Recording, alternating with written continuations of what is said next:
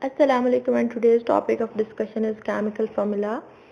As we have previously discussed that what is chemical formula and how to write a chemical formula. So we have learned it yesterday, the basic steps to write a chemical formula. And these are the basic steps. जिसमें हमारे पास first step क्या आ जाता है बच्चे, right the symbols of the elements. Second step में क्या आ जाता है, हमने उनके ऊपर उनकी वैलेंसी मेंशन करनी होती है. जैसे ये सोडियम के ऊपर हमने प्लस लिखा हुआ है, कैल्शियम के ऊपर क्या लिखा हुआ है 2+, तो ये इसकी क्या है, वैलेंसी है. And then moving toward third step, that is this valency of each ion is brought to the lower right corner of the other ion by cross exchange method. तो इसमें हमने क्या करना होता है बच्चे, क्रॉस एक्सचेंज करना होता है. मतलब अगर ये सोडियम है, इसके ऊपर +1 लिखा हुआ है, इसकी वैलेंसी क्या है +1, और क्लोराइड की वैलेंसी क्या है -1. इसमें हम क्रॉस एक्सचेंज करेंगे. क्लोराइड की वैलेंसी को हम सोडियम के लोअर राइट पर लिख देंगे, जैसे हम लिखेंगे Na1. और इसी तरह से जो हमारे पास क्लोराइड है, क्लोराइड के लोअर राइट में हम किसकी वैलेंसी ले आएंगे बच्चे, अपने सोडियम की ले आएंगे. तो ये हमारे पास इस तरह से लिखा जाएगा. ठीक हो गया. जैसे कि आप यहाँ पर भी देख सकते हो, कैल्शियम की वैलेंसी क्या है +2, और इसी तरह से क्लोराइड की वैलेंसी क्या है -1. ठीक है. तो ये जब क्रॉस एक्सचेंज हुई तो कैल्शियम की वैलेंसी क्लोराइड के लोअर राइट पर आ गई और क्लोरीन की वैलेंसी कैल्शियम के लोअर राइट कॉर्नर पर आ गई. ठीक हो गया. ये था हमारे पास क्रॉस एक्सचेंज मेथड, जिसमें हमने वैलेंसीज को क्रॉस एक्सचेंज कर देना होता है. नेक्स्ट आ जाता है बच्चे, if the valencies are same they are offset. इस स्टेप पे हमने ये डिस्कस किया था, अगर हमारे पास वैलेंसीज सेम है, जैसे कि इस केस में अगर हमारे पास सोडियम और क्लोराइड है, दोनों की यहाँ पर वैलेंसी क्या है 1 और 1, तो ये दोनों कैंसिल आउट हो जाती हैं, कट ऑफ हो जाती हैं, और हमारे पास सिंपल फॉर्मूला इस तरह से लिखा जाता है NaCl. लेकिन अगर हमारे पास वैलेंसीज दोनों की चेंज हो, जैसे कैल्शियम क्लोराइड के केस में कैल्शियम की यहाँ पर 1 आएगा और क्लोराइड का 2 आएगा, जैसे कि आप यहाँ पर देख भी सकते हो. तो इस केस में फिर इनको एज इट इज लिखा रहने देते हैं और हम कुछ इस तरह से फॉर्मूला लिखते हैं CaCl2.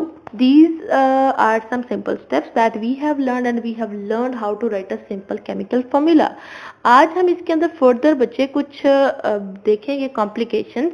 यहाँ तक हमने जो बात की थी उसमें हमने ये कहा था कि हम बच्चे किसको डिस्कस कर रहे हैं, सिंगल एटम को हम यहाँ पर डिस्कस कर रहे हैं. देखिए सोडियम सिंगल एटम है, क्लोरीन सिंगल एटम है, कैल्शियम सिंगल एटम है, इसी तरह से ये वाला क्लोरीन भी हमारे पास क्या है, सिंगल एटम है.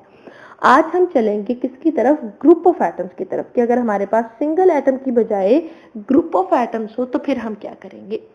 कहते हैं if an ion is a combination of 2 और more atoms which is called radical, कि अगर हमारे पास एक से ज्यादा एटम्स हो तो उनके ग्रुप को हम क्या कहते हैं, रेडिकल कहते हैं. जैसे कि ये SO4, तो ये हमारे पास सल्फर और ऑक्सीजन के 4 एटम्स का कॉम्बिनेशन है, इसको हम फिर क्या कह देते हैं बच्चे, एक रेडिकल कह देते हैं. ठीक है. कहते हैं it bearing a net charge on it, for example sulphate and phosphate, then the net charge represents the valency of the radical. तो अब यहाँ पर जो आपको लिखा हुआ नजर आ रहा है SO4 2-, तो ये जो 2- है ये सिर्फ और सिर्फ ऑक्सीजन की वैलेंसी नहीं है, बल्कि ये ओवरऑल रेडिकल की वैलेंसी है.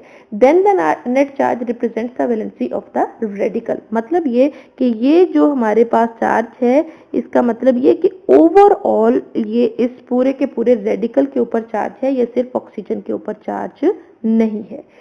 तो अब देखते हैं कि जब हमारे पास एक ग्रुप ऑफ एटम्स हो, मतलब रेडिकल हो, तो फिर हम क्या करेंगे. कह रहे हैं the chemical formula of such compound is written as explained in previous steps, कि इसका केमिकल फॉर्मूला भी बिल्कुल वैसे ही लिखा जाएगा जैसे हमने पहले बाकी स्टेप्स पढ़े हैं.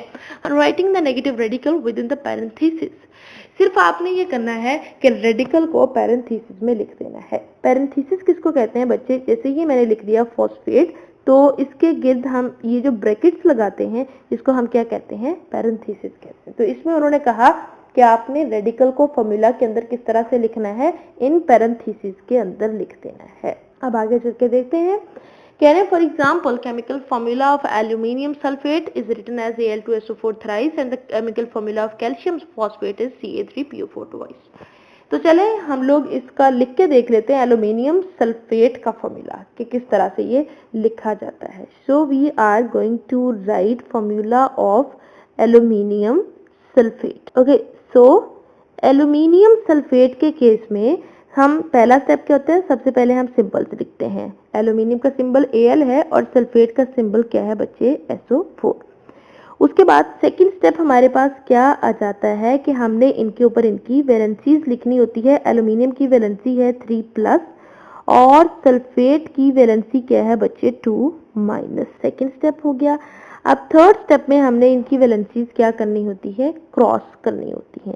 Al ये जो सल्फेट की वैलेंसी है ये क्रॉस करके यहाँ पर आ जाएगी, तो यहाँ हम लिख देंगे 2 और सल्फेट के 4।